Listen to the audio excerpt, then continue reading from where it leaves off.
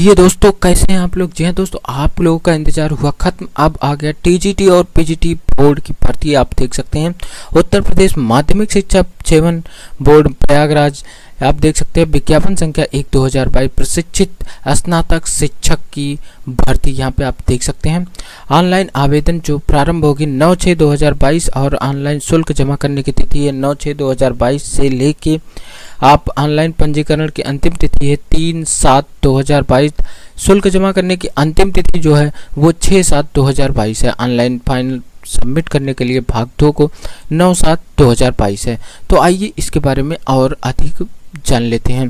तो यहाँ पे आप देख सकते हैं प्रशिक्षित स्नातक शिक्षक के रिक्त 3,529 पदों के विषयवार। तो हम सबसे पहले मेन वेबसाइट पर चलते हैं।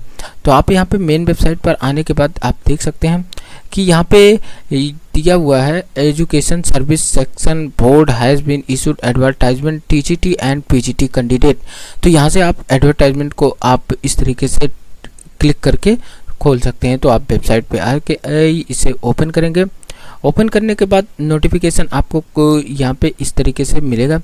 तो नोटिफिकेशन पे अगर आप क्लिक करते हैं तो नोटिफिकेशन इस तरीके से आपको यहाँ पे आपको देखने को मिल जाएगा टीजीटी और पीजीटी विद एडवर्टाइजमेंट। यहाँ पे आप देख सकते हैं टीजीटी और पीजीटी दोनों दिया हुआ है। यहाँ पे डेट आपको दिखाई गई है, एडवर्टाइजमेंट नंबर दिया गया है। यूजर इंटरेक्शन अगर आप देखना चाहते हैं तो यहाँ से आप देख सकते हैं और फॉर्म को यहाँ से फिल कर सकते हैं। तो सबसे पहले हम कुछ चीज़ें जान लेते हैं बालक वर्ग में और बालिका वर्ग में कितनी सीटें हैं टीजीटी और पीजीटी में।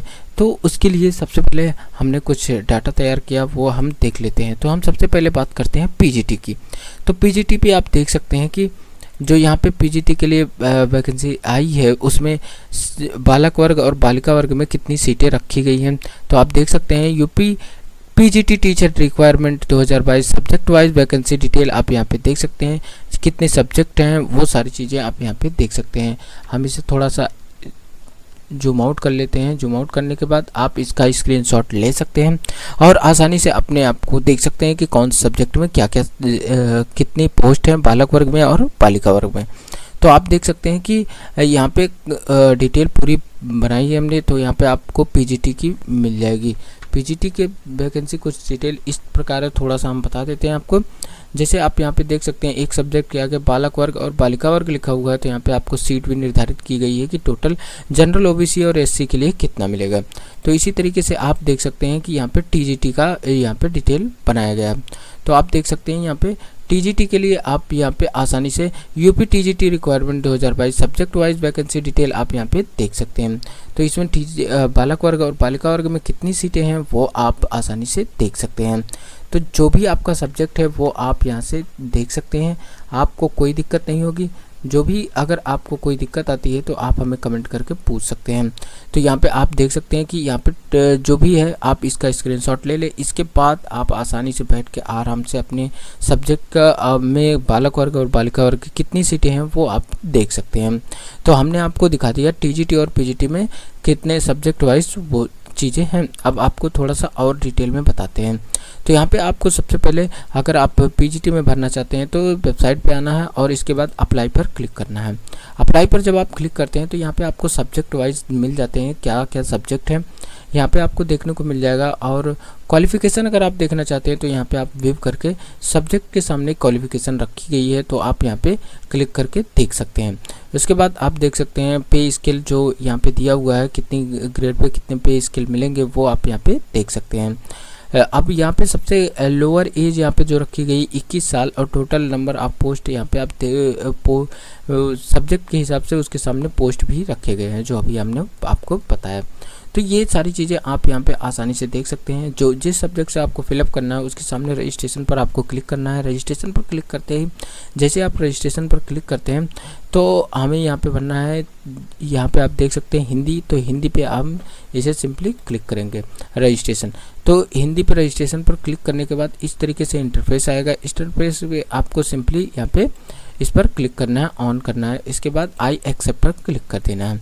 जैसे ही आप आई एक्सेप्ट कर क्लिक करते हैं, क्लिक करने के बाद आपको सिंपली फॉर्म नंबर भाग 1 मिल जाता है, जहाँ पे आपको सिंपली आपका candidate name, father name, mother name, date of birth, gender, और आप मैरिड हैं या अनमैरिड, और यहाँ पे सिटीजनशिप आपका जो भी है वो आप।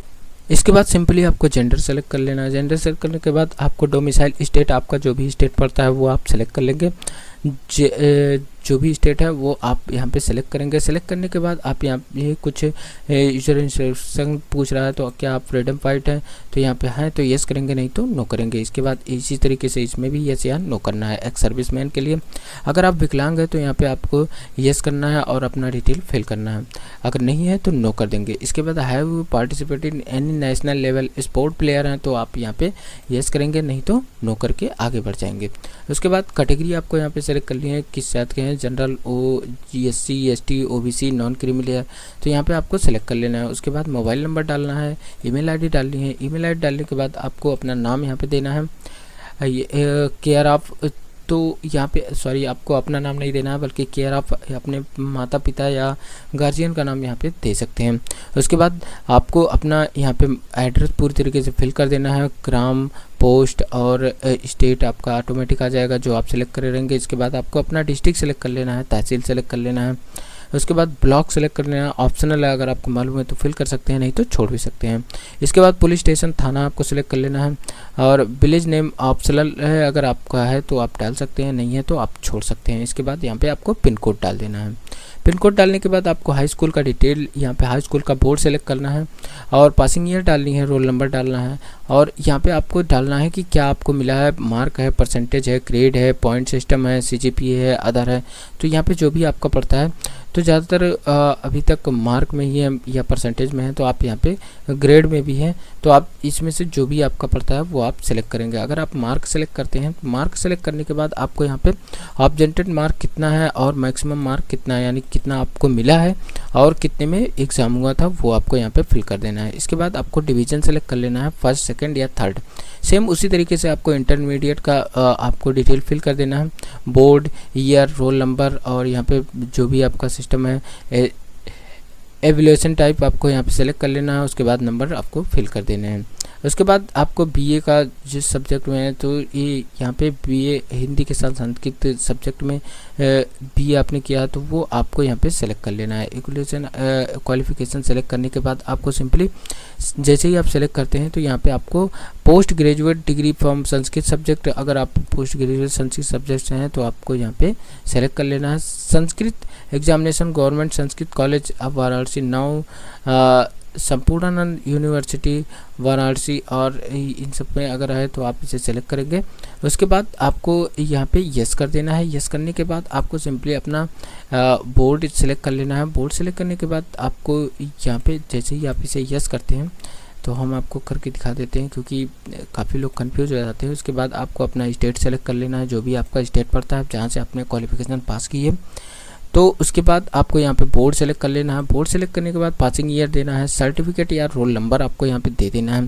तो सिंपली आप रोल नंबर यहाँ फिल करके आगे बढ़ सकते हैं। अब यहाँ पे पूछ रहा है कि आपका जो मार्कशीट है वो या सर्टिफिकेट है उसकी जारी तिथि यहाँ पे आपको फिल कर देनी है। जारी तिथि यहाँ से आप सिलेक्ट कर लेंगे। इसके बाद आपको यहाँ पे मार्क या जो अभी हमने ऊपर बताया था mark, percentage, grade, point system या CGPA या फिर अदर है, तो आप उसे सेलेक्ट करेंगे। नंबर फिलअप करेंगे कितना आपने पाया था ग्रेजुएशन में, और टोटल मार्क कितना है, तो यहाँ पे आपका परसेंटेज आ जाएगा ऑटोमेटिक। इसके बाद आपको यहाँ पे MA का डिटेल देना है। MA से हिंदी आपको होना कंपलसरी, यहाँ पे यस करना है।